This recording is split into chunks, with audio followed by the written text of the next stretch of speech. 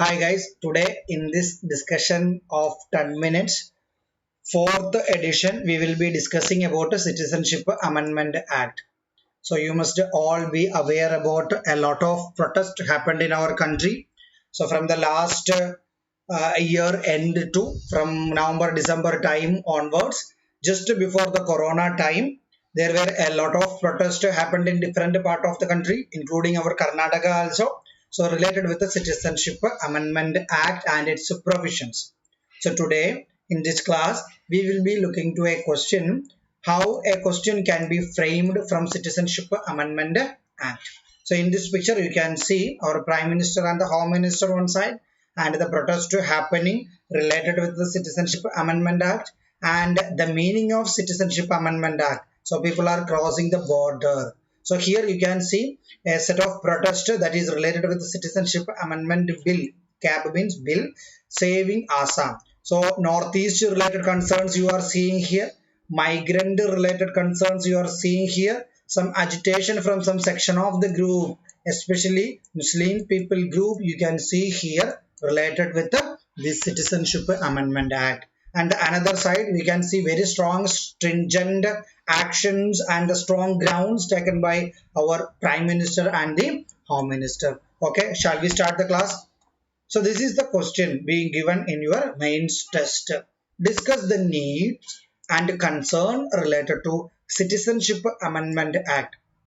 Let me make it clear at the outset of this discussion itself, we are not going to look into it in any way politically. So political motivation of a party or a number of sections and parties are not covered in this class. We purely will be focusing on the exam purpose. So exam purpose means we will put into place facts and we will analyze it logically and we will see why it is that, why it is like this, what it is there. So we are not looking to any party or any religious group, whatever it is. So what is given in the Citizenship Amendment Act, we will discuss in this class. Okay. So the question around 150, 200 to 250, 200 marks or 150 to 200 words question is this. Discuss the need and concern related with the Citizenship Amendment Act. So what all things should be there in your answer? So an introduction will be there, a conclusion will be there. In the part 2 body, in the body 2 parts will be there.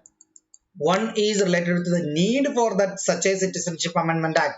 So government brought that act means there is some reason for that. Second section you will say what are the concerns or why there were wide scale movement against this particular bill. Okay, so what all things, explain the important provisions of the bill, explain the reasons for the formulation of the bill, that is what is the need, list the concerns and the loopholes of the bill. So what are the issues there in the bill, how it can be misused by some sections against some other sections, and conclude by suggesting ways which is need, concerns and balanced. But keep in mind only in the conclusion you bring the suggestions. So what is Citizenship Amendment Bill? Citizenship Amendment Bill, it is brought for citizenship related provisions, or India has its citizenship related rules based upon this Citizenship Act of 1955. So this Citizenship Act of 1955 that is framed by our parliament and that is being updated regularly. So this is not the first amendment happening in the Citizenship Act of 1955. So the latest one or Citizenship Amendment Bill of 2018, in this latest one there is actually a controversial provision. Let us look into that provision. The provision says that instead of the 12-year of stay for granting citizenship, now it is reduced to 6 years. So 12-year stay requirement has reduced to 6 years. Okay, what is the problem then? The problem is it is only reserved for some sections of the society, some religious group. That is what the provision. So it seeks to allow illegal immigrants from certain minority communities in Afghan, Bangladesh, Pakistan. So from the Afghanistan, Bangladesh and Pakistan, illegal migrants. So it is not talking about the legal migrants. It is talking about the illegal migrants. For the illegal migrants, now they are eligible for Indian citizenship. So earlier the provision was, there was no provision in the Indian Constitution or the Citizenship Act that is justifying citizenship to illegal migrants. So if you might have seen the citizenship earlier, the provision is clearly says the person who is applying for that on that condition, or person's father, parents, forefathers, they needs to be legally migrant. So only the legal migrant is accepted under our citizenship system. But here, for the illegal migrants, we are granting citizenship. Is it for the all country citizens? No. Afghanistan, Bangladesh, and Pakistan. Is it for all groups? No. Only some sections, or clearly to say the minority communities in those countries. That means the religious minority countries in those states. So we know that Pakistan and Bangladesh, it's a Muslim dominated country. So except Muslim, what all Afghanistan, Pakistan and Bangladesh, these all are Muslim dominated countries. So except Muslims, what all religions are there that can be considered as a minority community there. That's why Hindus, Sikhs, Buddhists, Jain, Parsis, Christians came. Okay, so generally when you look into that, there is no issue with the provision, because we know that there are a lot of issues faced by these communities in those states. Let's look into the next provision. The bill provides that registration of OCI, overseas citizen of Indians, may be cancelled if they violate any law. So if they violate any law, so we will look into that word followingly. The bill, however, does not extend to illegal immigrant Muslims. It does not talk about other minority communities in these three neighboring countries, such as Jews are there, Bahais are there, other sections, other different subdivisions are there. They are being persecuted in these countries, even though somewhere they belongs to Muslim community. Okay, so the bill is being criticized on these grounds. What are the grounds?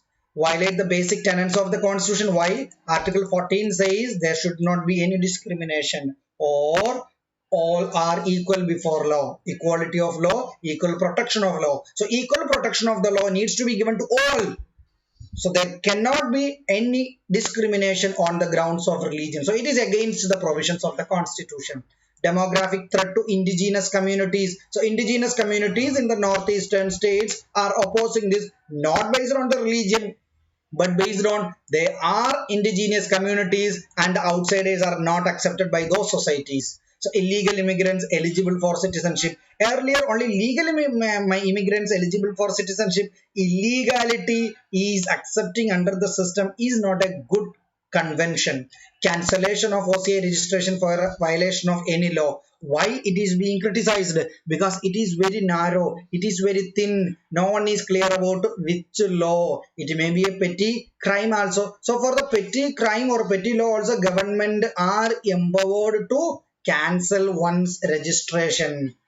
Need for citizenship amendment bill. So why that bill is required? So you should have some points related to that, why it is required. Because these communities, whatever communities we said, religious communities, are facing religious persecutions in these neighboring countries. So that is the sole ground of bringing this kind of a legislation for protecting those communities from the religious persecution and refugee issues. We know that from the Bangladesh and Pakistan and Afghanistan, during the course of time, people migrated to India, people took help, people took shelter in India during different crisis scenarios, including from Myanmar also. Rohingya people actually migrated to here for due to some reasons. Bangladesh also, from Bangladesh some part actually reached in India also. So there are a wide scale movement of people during crisis situation happened, and that refugee situation, more than 20 lakhs people are there,